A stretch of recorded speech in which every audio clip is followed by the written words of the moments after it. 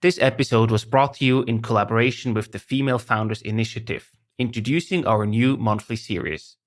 The Female Founders Initiative supports and empowers female entrepreneurs all over Switzerland through a variety of events, workshops, and activities. They've also compiled a map of all the female-led Swiss startups, which you can check out by visiting female-founders.ch. Startup is nothing else in the beginning than a chaotic situation. Even so, you don't see the chaos, but the chaos is there because you have no structure, but everything is coming stepwise to you.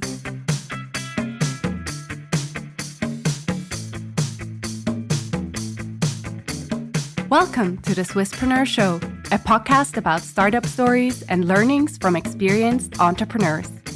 If you enjoy listening to our show, make sure to follow the podcast and leave a rating. And now, here's your host, Merle.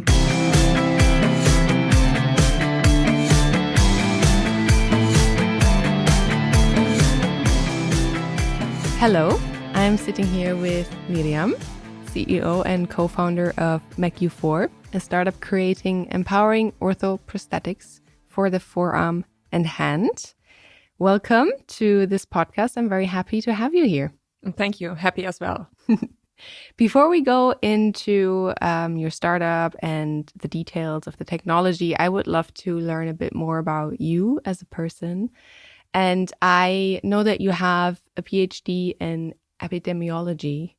So first of all, can you explain to us what that is? And then I would love to understand your path from before the PhD, then at the PhD, and after also, why you decided to move into entrepreneurship. Can you tell us your life story, Myriam? Definitely. Finally, someone who wants to know that. So, a PhD in epidemiology does not necessarily mean that you did epidemiological studies. It just means they put everything which does not fit in other areas into that specific field. My PhD was about the Mexican market, and here with a focus on orthopedics, and partially with a focus on reimbursement and tendering. Oh, interesting. Good. And then how did my story start? So 2006, I finalized my studies at the University of Passau. I started a first job as global product manager at Helios Medical in Germany. And from there, after 2.5 years, I moved to Mexico. And here, during a couple of months, like 9 months, I was looking for distributors for our product in the past. It's a bone cement, which you use for endoprosthetics, so a different field to the right now exoprosthetics. And from there, I switched to my best client. And at that client in Mexico, I was in charge of a mix of marketing management, product management, and a little bit involved in this and that and that. And from there, I moved to Switzerland after almost 5 years. And decided to perform the PhD because I needed something which can bridge a time in which I was involved, which we call getting children. So until I got 3 children, not during the PhD, before and after as well. And I did that because I was not really committed to travel in a management position around Europe or whatever. And after that, I realized that the AI technology of HR departments are confused probably by my profile of management, international experience, PhD. They really didn't know what kind of person, future employee is that actually. So therefore I decided, okay, let's try something completely new until I better understand where I best fit into when I'm living in Switzerland and working from Switzerland. And I decided to support startups with my knowledge, which I had in the medtech area. And I got in contact with a young team from ETH Zurich, specifically the V Zurich. And there was a small team involved in the development of a prosthetic device.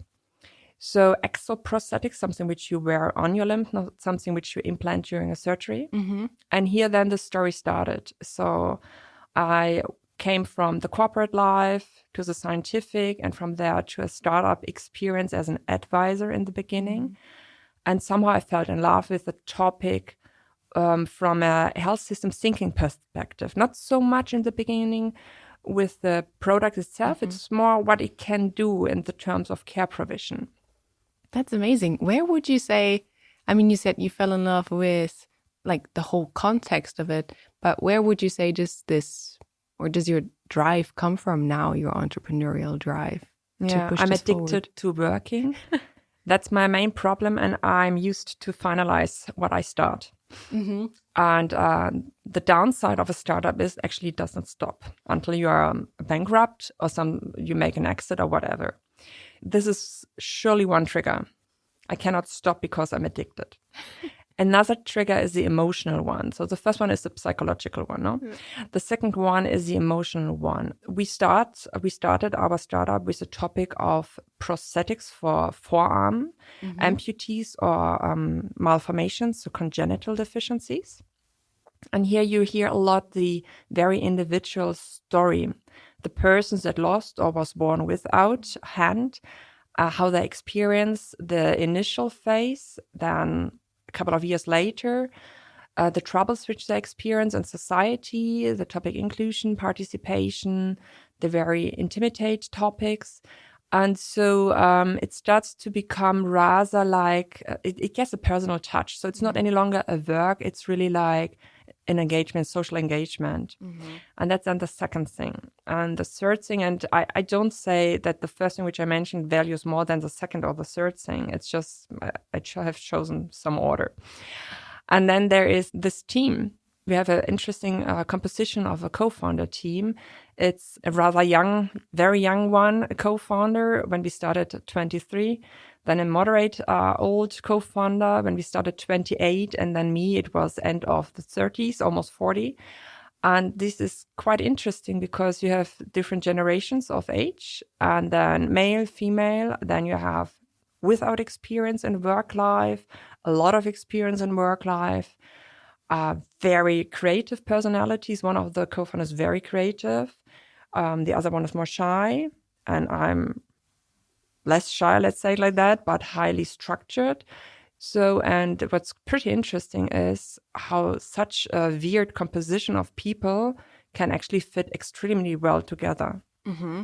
So really diverse triangle for the three couldn't of you. Be more diverse, I would say. That is amazing. And we have 3 cultures, no? Yeah. France, Austria, and the mix of German and Swiss. Mm-hmm. Which is, I think, a great basis for like bringing all the perspectives on the table and finding the best thing that comes out of all of them. That's amazing. So tell me, how did you meet them? Yeah, so also very interesting story, but this is important, no? Boring stories end boring. So me and one of the co-founders, Lukas Schiller, we met during this ETH project. So I was there as an advisor because I was bored. And he was there still as a student to perform his master's thesis. And during that time, we had the pleasure to meet our ups and downs, our strengths and weaknesses, which is a very important thing for co-founders. And when we decided that we would like to incorporate a startup, catching up with the topic we worked on before, we thought we need a third person. And during the ETH time, we were contacted by a third person, Alex Chevron, our third co-founder. He was at that time still a master student at EPFL. Since he had the same background as Lukas, medical device engineer, and we said, okay, the first thing you need to do is engineering, developing a product, and then it needs to shift into sales. We said, okay, let's ask him. Maybe he says no, maybe he says yes, and then let's make a short trial to see how he reacts, how fast he is, how good the quality of designing is, because it's different when you employ someone with a completed educational background or with a finalized studies and already work experience versus someone who's still in the training. But we were quite happy with the output and we said, yeah, why not? So that's how we started. That sounds really nice. I love this story. This is things coming together. Yeah, and then there is maybe a very special thing, and surely there are other startups, but I think it's a very funny part of our beginning. We started to incorporate the Einfache Gesellschaft, so the very informal way to incorporate. It was the 15th of January 21, so it was still COVID. It was the day where no tram and train was going because there was so much snow in the city. I remember that day. Yeah, it was the day. And we said, okay, we need to sign the contract. And it was the first time that we met in person. Yeah, because one lived in Vienna, Yeah. the other one in Lausanne, and me in Zurich. And we met in ski dresses outdoor at the train station and signed a contract. You Then- skied there? No, just because it was so cold, because we Okay. had to have an outdoor meeting. Ah, of course. We had a because it was 3-hour COVID. outdoor because it was COVID. No way. And then after 3, because we had to get to know each other also by the personality, Yeah. by feeling the vibra, no? Yeah. And then we said, okay, let's meet again in 6 months. So we haven't met the first time when we decided we collaborate. Then we met outdoor in ski dresses because it was so cold. Yeah.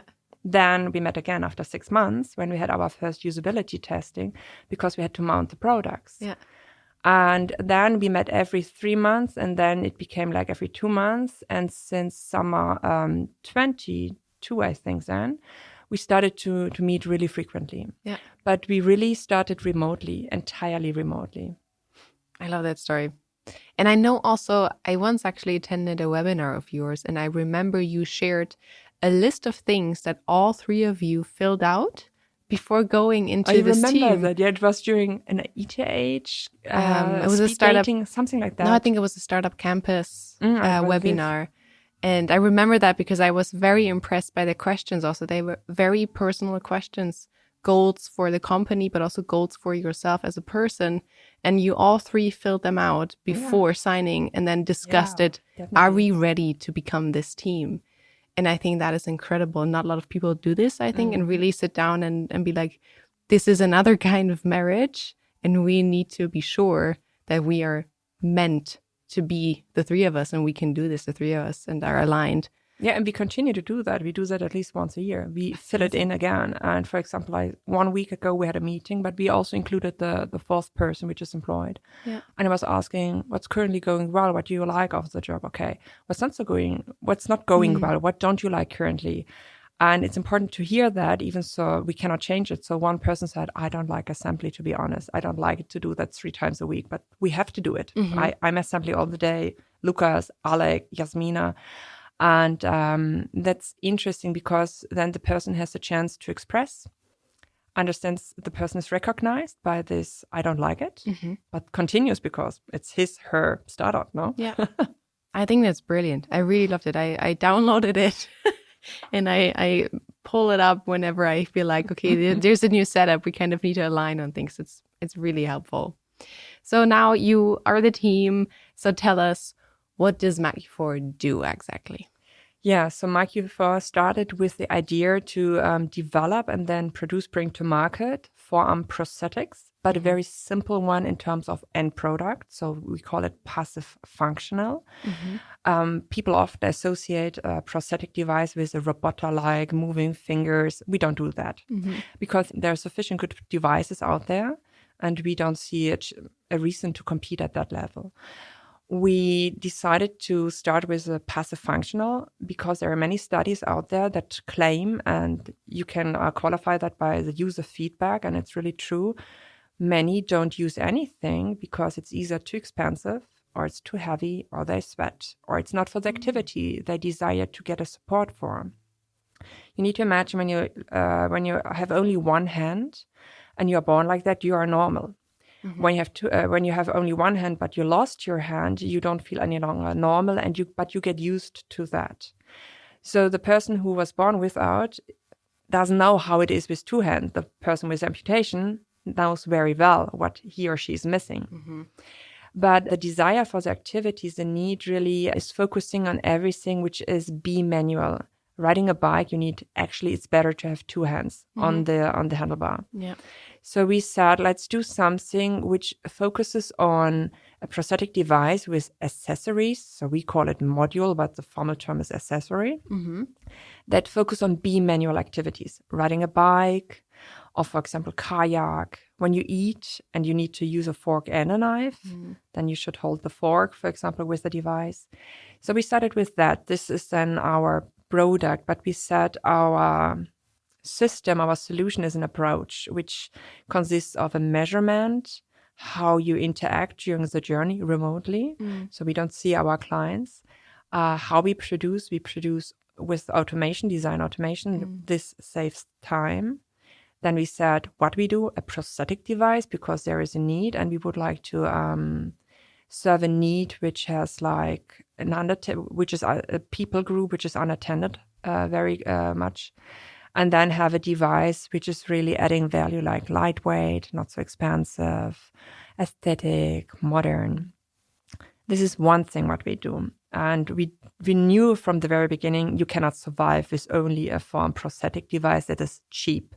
When it would be expensive, maybe, but not when it's so cheap like what we do. It's still a lot of money, but in this industry, it's rather not expensive. So end of 22, we developed a new idea. It's a hand ortho prosthetic. You can also say it's an orthotic device with a support of the lacking, impaired, or missing grip function of the fingers. And the nice thing is we now cover between elbow and fingertips people in need for something, to hold something or to interact with an object. And both together, we now cover really a large market. But also the second device is rather simple, but has a lot of smart elements in. It's 3D printed, lightweight, breathable, fashionable, whatever. And is it the 3D printing that reduces the costs? Or what is it in like comparison also to the competitors? Depends on the point of view. So when it comes to time is money, especially when a specialist has to produce something. Then it's a combination of automation, because you don't have to design it from scratch with your hands or in a CAD program. So this is a parametric model which we have developed. It's a kind of software. So our first product consists of 2 software elements and physical designs which we then produce. The 3D printing saves you time when you don't have to do it with your hands, when you don't have to build it with your hands. So one is the design, like the concept, and the other one is the physical final item. So here we save time, and this then saves money. It's not necessarily the print, but it's outsourcing the manufacturing to a machine. Okay, that makes sense. And which market are you targeting? Is it Swiss market, or are you also looking at, for example, developing countries where it is, extremely interesting if it's more affordable? When you focus on countries in Africa or countries where you have heavy war situation and so on, and then it's better when you're a non-profit startup and you collaborate with foundations, or when you get money from the big organizations, the NGOs. But I think you need to decide if you go either that way or the other way. The other way would be building up a profit-oriented startup, even so you make a more affordable prosthetic, and that's what we do. We were thinking a lot about that, what we want to do, but we believed so much in that there will be the time of the market when the market is ready to see the value behind the value chain which we build up, from measurement, remote, automation, cheaper products, more self-determination of the end user. There will be time when the market is ready, and the market is actually now ready. So 2 years ago, it was too early still, but we had the end users that have been ready already. The clinics are now getting ready for that concept. So we decided to go that way. That means your customers, or you're selling to the clinics, or are you also selling directly to end customers? Yeah, it was always funny to pitch because it's not so easy to tell the story. So 2 systems, it's not only a physical product, it's an automation here, it's a measurement there. Good. So what we actually do is we sell currently in Switzerland via Marco 4 AG, and we sell to B2C customers that are covered either by the insurance or that make out-of-pocket payments. We also sell to prosthetists. And to make it more complicated, also to clinics. In EU countries, we have the location Marco 4 GmbH. It's a subsidiary of Marco 4 AG. And we had to incorporate a second company very early already, because otherwise it's impossible to economically transfer goods from Switzerland to EU countries in terms of regulatory requirements, custom clearance, and so on. And our current approach is that we say the GmbH is producing everything for EU countries. So it's a 1-by-1 copy of the AG, but has its own GS1 UDIDI listing. So these are unique identifiers of the products. It has its own quality management system. It has its own banking account. So everything is really very independent company, but it has a complete license of us from the AG. Mm-hmm. And here in the EU countries, we sell directly, B2C, B2B2C. This would be the Prosthetics or the clinic, but we also have a distributor model. Okay. Yeah, so it's rather complex, but we said we take that complex game because it's the only way for this topic when you start with prosthetics, how you can survive. Yeah. Because if the prototype is not ready yet for you, but the user, and you cannot sell directly to the user, you die. Mm-hmm. And the other way around as well. Yeah. And if you only want to sell through distributors, but you don't manage to sign in an adequate time frame the contract, you die. You make no revenues. That's so interesting. Very complex. But then you basically run it all parallel. Yeah, and it costs time, but you can manage as long as internally you have a very strict structure. Mm-hmm. Structure can save your ass. It costs time, yes. And every coach tells you, are you crazy? That's totally overloaded for a startup. But when you approach the market like we do that, it's the completely right thing to do. Mm-hmm. Mm-hmm. And are you bootstrapped or do you have investors? Yeah, we have also investors. So we incorporated Marco with the 100,000 by ourselves. Yeah. So here you can also then see really the commitment. It was a student who took a loan. It was a moderate student almost leaving the studies and so on. I worked before, so I had my savings. And then we were lucky one time by one foundation, we got a support for a very closed project that we managed internally for Switzerland. But we never qualified for other foundations because we are profit-oriented. That crashes with the with foundations' purposes. So we found via 3 or 2, let's say we had now 4 funding rounds. The 4th is currently running. The first one was a composition of, let's say, one angel which we found during a pitch and a friend of a friend, and that was all. The second round was a mixture between business angels from Business Angel Club Switzerland. We had a pitch at Hülle der Löwen and found here 2 investors. And then we had some exposure through the Vizier competition where we made it to the top 15 in 2022. And we got visibility. And via that visibility, someone found us and asked us, can I invest as well? So we have like 4 different groups of investors, you can say, together with the first round. And in the third round, almost everybody invested again. It's also a good sign. We didn't find new investors at that time because this was before we had the second product on the market. And we now need to fundraise again because we are in the ramp up. We have a really, really interesting, great start this year. But it also implies you need to ramp up operations, which means more capital is binded by on stock products and so on.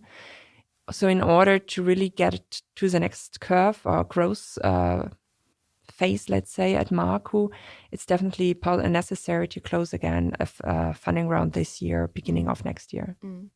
What would you say were like some big challenges for you when you started fundraising for the fundraising specifically? So at the beginning, everybody said, very interesting topic. Great how you approach it. But I'm so sorry, it's a niche market. You will find someone. So I have no idea how many pitches I did, surely 50 for the first fundraising round. And it was almost not possible to find anyone. So it was a very tiny one, 145,000. But also it was really difficult to find anyone. Good. For the second one, this was interesting. It's a mix of the motivation of the investors came a little bit from philanthropic interest. So still interested to get something back, but fully aware it's a long journey or they will lose the money. Other investors that were fascinated by this remote and design automated approach because So to make it more complex with the business models, we also had another business model in place, actively running, which we closed a couple of months ago, and we have it on hold in the background for the future. Here, we only provided the print files of our products to another company, and we have been embedded in a digital platform. Mm-hmm. And part of our investors was very much interested in how this goes. But we had to shut it down. Good. But the experience was good because a new opportunity is currently popping up from a huge country, and there it might be reactivated again. Yeah, so then we had this second product now in the development, and we said, look, we don't look any longer at 2 to 3 million customers worldwide. Now it's more than 100 million customers, and it's surely bigger, but I didn't want to go bigger with the number. And they still say, because we now have the image of the tiny market, it's somehow set the image Marco is attaching or attracting a small market. Interesting. We just don't get it out of the mind of those VCs or investors which we approached 2 years ago. Mm-hmm. Because actually it's now pretty interesting now. It's a huge market, 2 products in the market. In EU and Switzerland, we have permission to sell. We have distributors. Actually, it's a quite comfortable case right now. Mm. But it's too small. It's too small. That's interesting. Fascinating. What do you do about it? Do you try to convince them, or are you like, I just go looking for someone else? No, so you can still, what I still do is when I believe that it could be a good fit. So this would be then more for strategic investors, which I keep a relation with which I don't want to get into the board right now because it could make a really bad cut for us for future pathways, which we want to take. But I try really to stay in contact with them. With smaller business angels, when I believe that there is some potential in terms of the volume which they could invest, I send frequent updates. Yeah. But in the end, you should never take it personal. One thing. It's about money, and someone needs to be okay to lose money, because when you invest, you need to expect you lose it and be happy when you don't lose it. That's one thing. And the other thing is just that I also need to understand, did I approach the wrong one? Did I sell my startup wrong? So I need to learn from that case always. And so I really classify them into a hard no or into a maybe approach again in a year. Or into like a learning experience. Yeah. That's, I think, great advice also. And you mentioned before, and I also noticed from how you talk, and you said it also, you go about things very structured. Mm-hmm. And I want to ask you, do you have any tips or can give some insights into how you set up your structure or you set up things so that you don't stumble into obstacles along the way, or prepare your path as smoothly as possible? Because I feel like often founders go into they have a very how do you say this? A very opportunistic mindset in grabbing things that are happening along the way, and they want to explore things as well. But sometimes you need to think, like, you need to start your business thinking, what do I want it to look like in 15 years from now? And because you said it also earlier with the structure, I would love to hear from you some insights or how you go about this. Yeah. So I have difficulties to think about someone who has a different previous life experience than me, but I try to give you some background. So when I was growing up, my parents had a book shop with a huge storage room, huge one, with almost 100,000 old, ugly, not sorted books. It was a chaos. And we had to bring order into that, sort out, categorize the books in order to digitalize the storage room, right? And to make money out of that. And that's something what I learned, is to stand in front of a chaos, and a startup is nothing else in the beginning than a chaotic situation. Even so you don't see the chaos, but the chaos is there because you have no structure, but everything is coming stepwise to you. And to start somewhere and to understand there's more behind that one is again a big chaos, because when you're in a big room and you see the first layer of chaos and you have sorted it, you see the next one. And that's surely something which shaped me and which is a very lucky punch which I have with myself for being a startup. So let's assume you don't have necessarily that beginning. Then it's surely helpful when you come from work life previously, so that you have learned from a corporate to structure things. If you have no such experience, you're in this situation with the opportunistic behavior, because the majority of the startups is young, really just coming from university.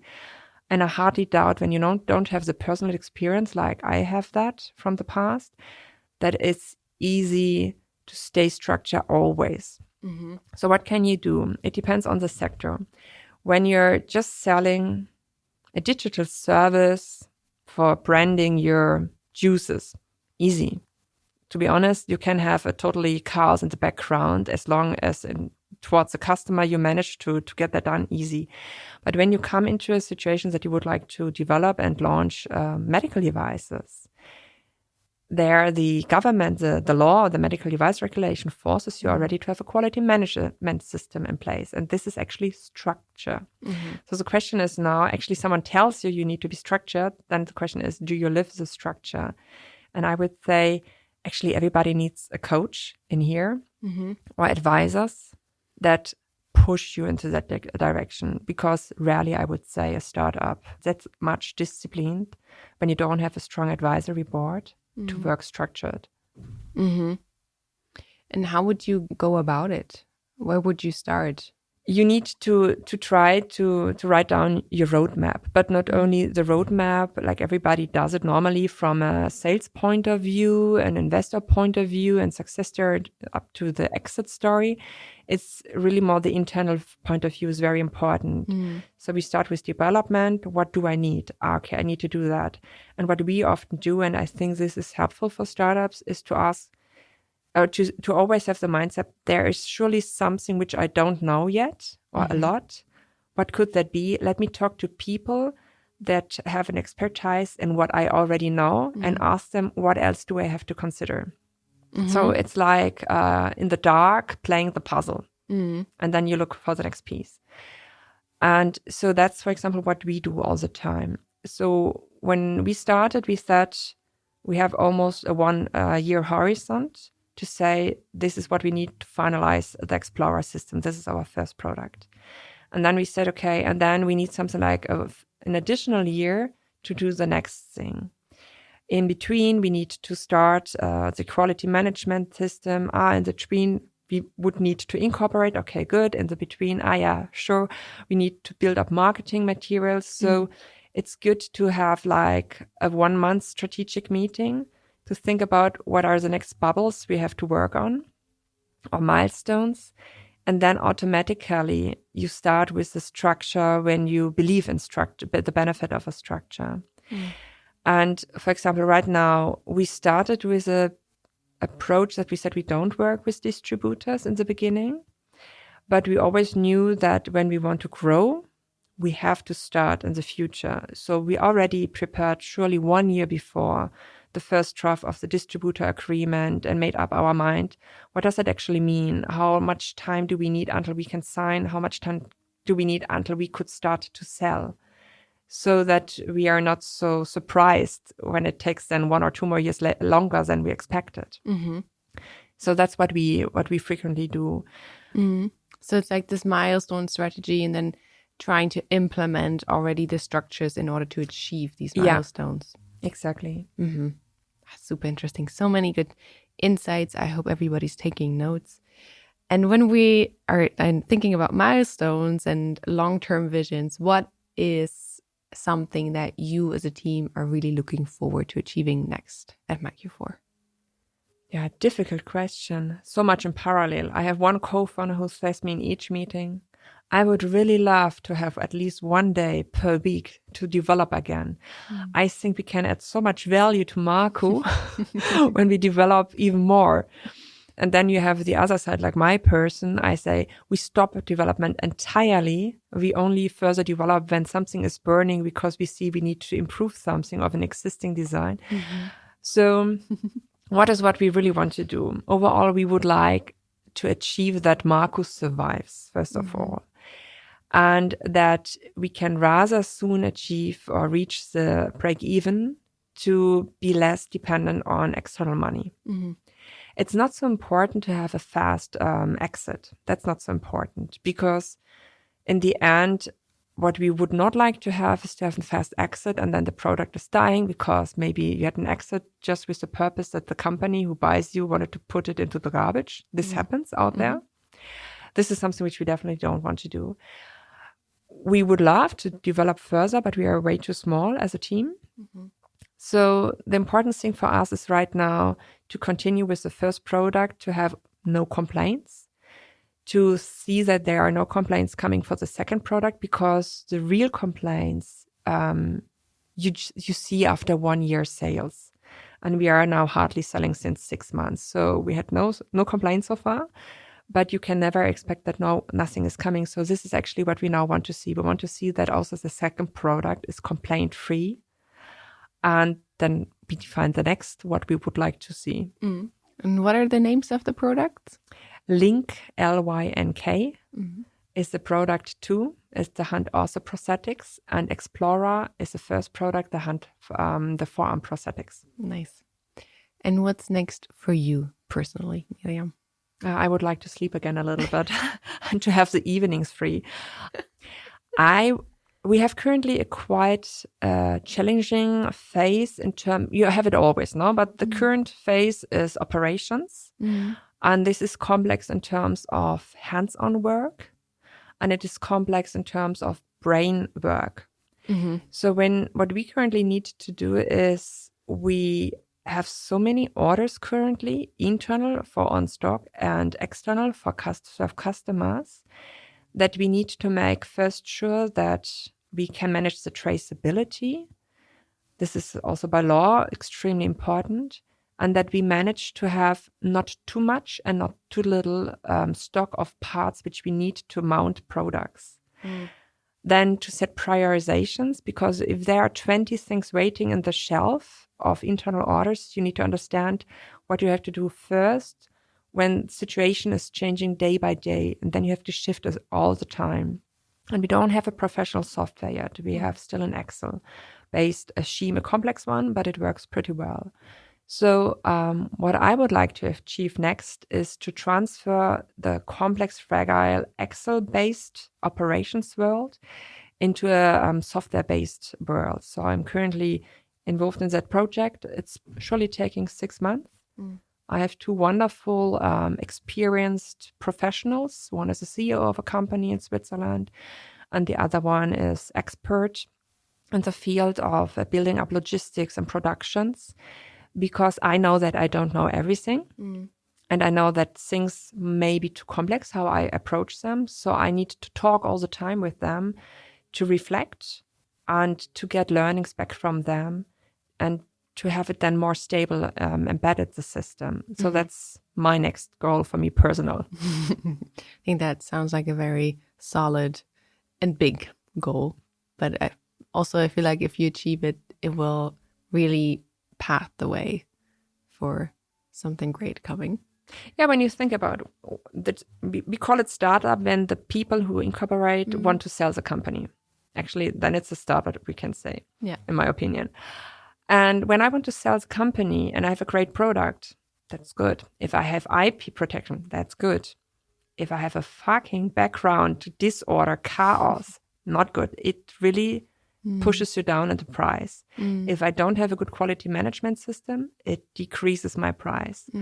So you need to think from operations, quality management, IP, and how the product works out there. It's not only the product and it's not only the IP. The other 2 elements have to work well again as well. Yeah, that's very true. So it's like everything fits together and you can take it apart and still the things individually work. Because otherwise the buying company tells you, have a great product, great revenues, but it's such a chaotic organization internally. We have to invest so much money first to get order into that. We cut down the price by 25%. Yeah.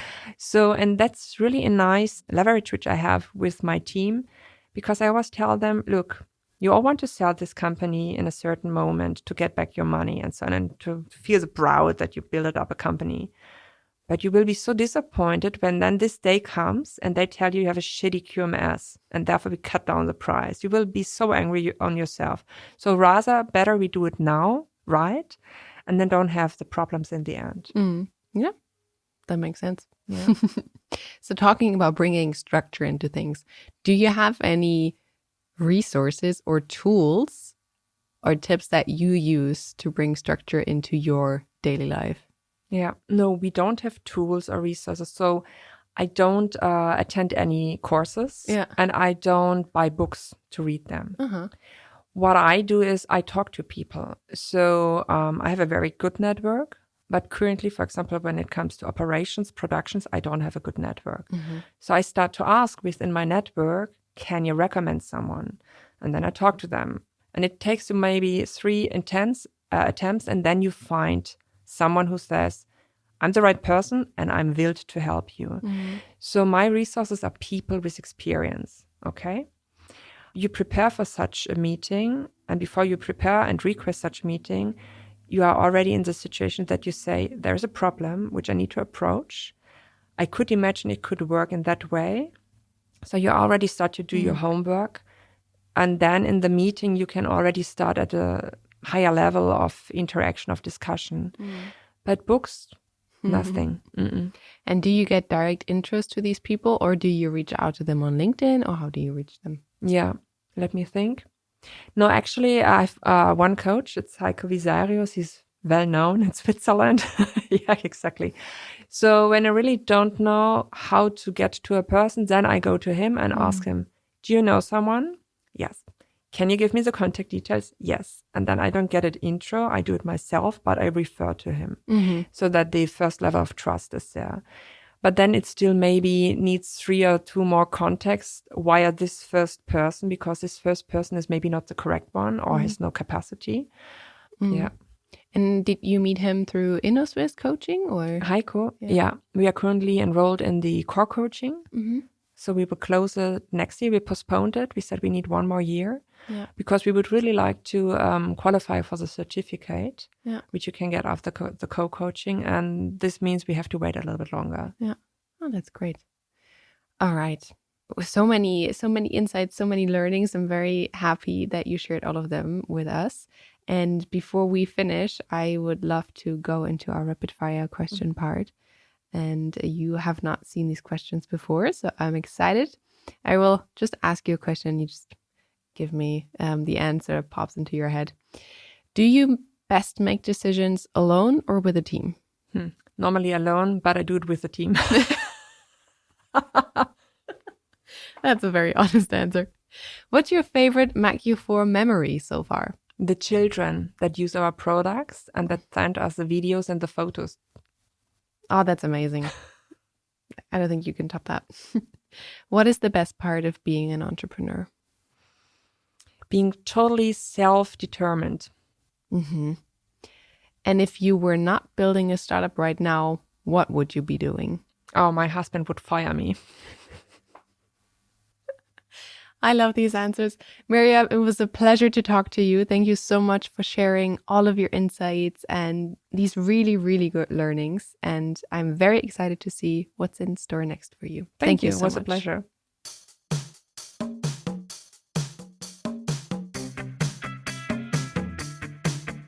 We hope you enjoyed today's episode. If you did, you can support us by rating our show on Apple Podcasts. This way, we can reach an ever-growing number of aspiring entrepreneurs.